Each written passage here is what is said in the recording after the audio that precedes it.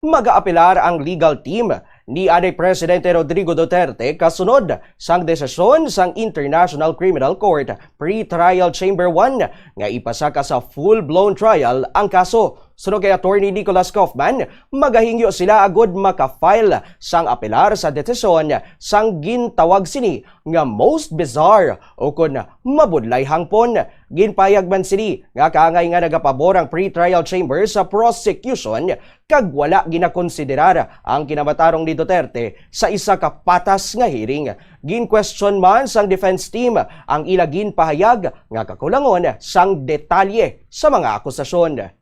Well, as I said, I find it rather bizarre and strange that having argued the intricate details of the evidence to try and show that there weren't substantial grounds to support these charges, that the chamber didn't find it necessary to cite any evidence.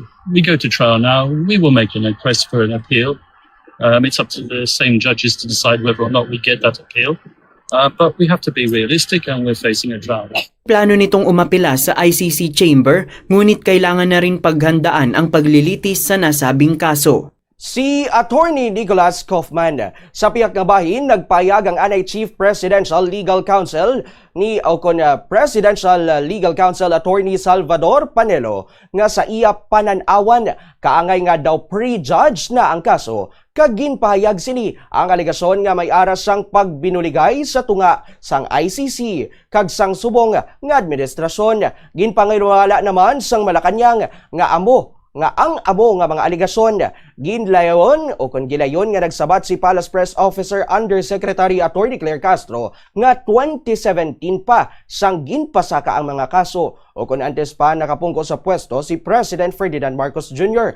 kag wala ini sang labot sa subong nga administrasyon. Dugang pa sang Malacañang kun wala sang natabo nga mga pagpatay hindi tani ini makaabot sa ICC. Suno sa ila ang mga insidente natabo sa ilalom sang implementasyon sang war on drugs kag wala labot ang sasubong nga presidente diri.